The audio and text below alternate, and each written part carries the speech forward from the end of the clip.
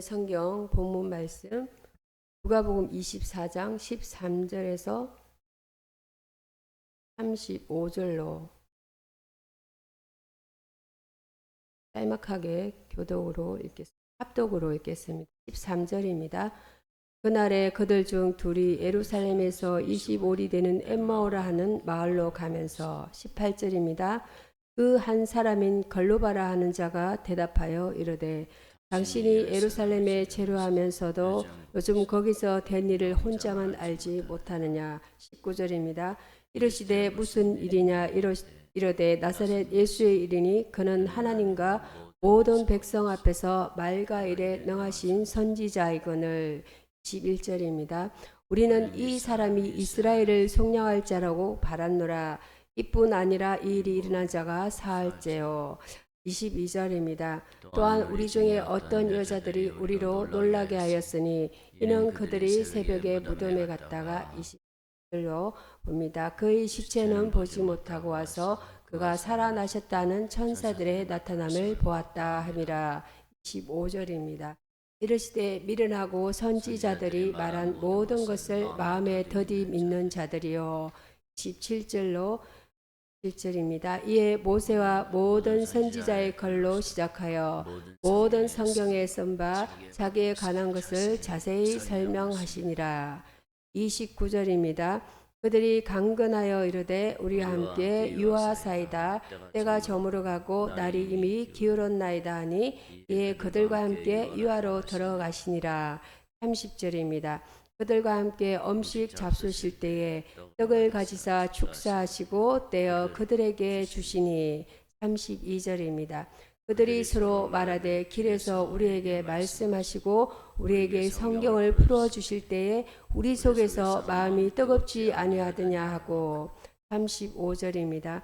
두 사람도 길에서 된 일과 예수께서 떡을 떼심으로 자기들에게 알려지신 것을 말하더라.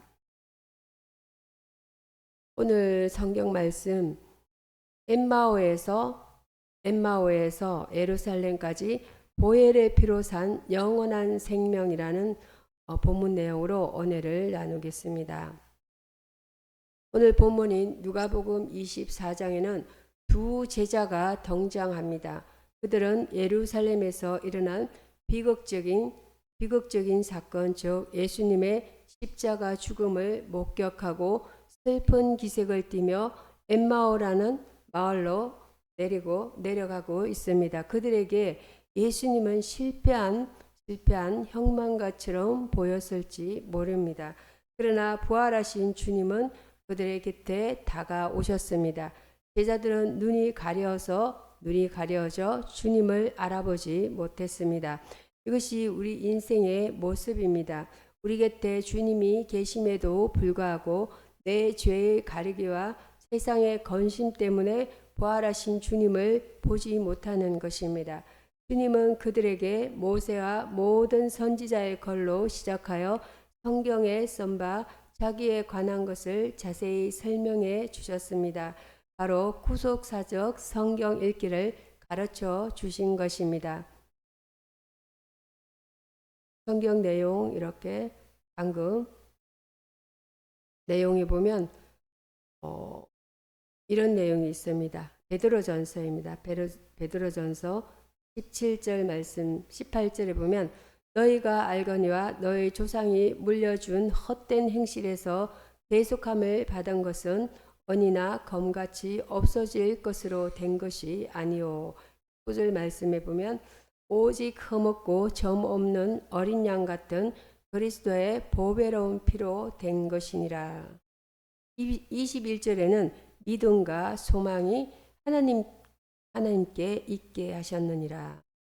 너희 믿음과 소망이 하나님께 있게 하셨느니라. 또 22절에 보면 너희가 진리를 순종함으로 너희 영혼을 깨끗게 하여 거짓이 없이 형제를 사랑하게 이르렀으니 마음으로 뜨겁게 서로 사랑하라. 13절 말씀은 너희가 거듭난 것은 썩어질 씨로 된 것이 아니요 썩지 아니할 씨로 된 것이니 살아있고 항상 있는 하나님의 말씀으로 되었느니라. 아멘. 성도 여러분, 성경의 핵심은 무엇입니까? 베드로전서 1장 18절 19절에서는 분명히 선포합니다. 너희가 알거니와 너희 조상이 물려진 헛된 행실에서 대속함을 받은 것은 은이나 금같이 없어질 것으로 된 것이 아니요 오직 흠없고 점 없는 어린 양 같은 그리스도의 보배로운 피로 된 것이니라. 우리의 구원은 도덕적인 수양이나 헌금, 봉사로 얻어지는 것이 아닙니다. 오직 예수 그리스도의 보혈로만 가능합니다. 십자가는 단순히 한 어려운 사람의 죽음이 아닙니다. 그것은 영원한 지옥 형벌 아래 있던 우리를 건져내기 위한 하나님의 자기 희생이었습니다. 마귀는 아담 이후로 인류를 사망의 종로로 타게 만들었습니다. 죄의 삭은 사망이라는 공식을 통해 우리를 영원한 불못으로 끌고 가려 했습니다. 그러나 예수 그리스도께서 십자가에서 피 흘리심으로 그 법적 권세를 깨뜨리셨습니다. 보혈의 피는 마귀의 역사를 결박하는 유일한 능력입니다. 사도행전 2장에서 베드로는 성령 충만하여 선포합니다. 그런즉 이스라엘 온 집은 확실히 알지니 너희가 십자가에 못 박은 이 예수를 하나님이 주와 그리스도가 되게 하셨느니라. 이 선포 앞에 사람들은 어떠했습니까? 마음에 찔려 베드로와 사도들에게 묻습니다. 형제들아, 우리가 어찌할꼬? 이것이 성령의 역사입니다. 성령님은 우리로 하여금 죄를 깨닫게 하시고 우리가 지옥으로 향하는 발걸음을 멈추게 하십니다. 지옥은 상징적인 장소가 아닙니다. 하나님의 통치가 완전히 거두어진 곳, 영원한 갈증과 고통이 있는 실제 않은 처소입니다. 반면 천국은 부활하신 주님이 계신 곳이며 보혈로 씻음받은 자들이 누리는 영원한 안식처입니다. 여기서 한 가지 예화를 들고자 합니다. 19세기 위대한 설교자 찰스 스펄전의 일화입니다. 그는 어느 날 한 청년에게 이렇게 말했습니다. 만약 당신이 그리스도의 보혈의 공로를 의지하지 않는다면 당신은 당신의 선행이라는 썩은 밧줄에 매달려 지옥이라는 낭떠러지로 떨어지고 있는 것과 같소. 스펄전스 Sermons on the Blood of Christ. 스펄전의 찰스 스펄전의 저서입니다. 시편 116편 12절, 13절, 14절을 함께 보시겠습니다. 시편 116편 12절입니다. 합독으로 함께 읽겠습니다. 12절입니다. 내게 주신 모든 은혜를 내가 여호와께 무엇으로 보답할까? 내가 구원의 13절입니다. 여호와의 이름을 부르며 여호와의 모든 백성 앞에서 나는 나의 서원을 여호와께 갚으리로다. 그렇습니다. 세상은 우리에게 착하게 살면 된다고 말하지만 그것은 마귀의 속상임입니다. 오직 보혈만이 우리를 거룩하게 합니다. 오늘 시편 116편 기자는 고백합니다. 내게 주신 모든 은혜를 내가 여호와께 무엇으로 보답할까? 내가 구원의 잔을 들고 여호와의 이름을 부르며 보답할 길 없는 은혜에 대한 고백입니다. 성경 속 예화를 하나 더 떠올려 보십시오. 민수기 21장에 등장하는 노뱀 사건입니다. 이스라엘 백성들이 광야에서 원망하다 불뱀에 물려 죽어갈 때 하나님은 장대 위에 노뱀을 매달라고 하셨습니다. 그리고 그것을 보는 자마다 살리라고 하셨습니다. 뱀에 물린 상처를 치료하기 위해 약을 바르거나 수술을 한 것이 아닙니다. 오직 하나님의 약속을 믿고 장대를 바라보는 자가 살았습니다. 요한복음 3장 14절은 이것이 바로 십자가를 예표한다고 말씀합니다. 인자도 들려야 하리니 이런 그를 믿는 자마다 영생을 얻게 하려 하심입니다. 이 구속의 은혜를 입은 자들은 이제 어떻게 살아야 합니까? 베드로전서 1장 22절은 말씀합니다. 너희가 진리를 순종함으로 너희 영혼을 깨끗하게 하여 거짓이 없이 형제를 사랑하기에 이르렀으니 마음으로 뜨겁게 서로 사랑하라. 보혈로 구원받은 성령의 사랑은 사람은 삶의 열매로 증명됩니다. 엠마오로 가던 제자들이 가슴이 뜨거웠던 것처럼 성령이 우리 안에 계시면 말씀이 들리기 시작하고 영적인 눈이 열려 부활하신 주님을 보게 됩니다. 마지막으로 한 가지 일반적인 예화를 나누겠습니다. 영국의 유명한 법학자이자 역사학자인 토마스 아놀드 박사는 예수 그리스도의 부활에 대해 이렇게 말했습니다. 나는 인류 역사를 통틀어 부활만큼 충분한 정거와 정의를 갖춘 사건을 알지 못한다. 토마스 아놀드 히스토리 오브 관련 변증 기론입니다.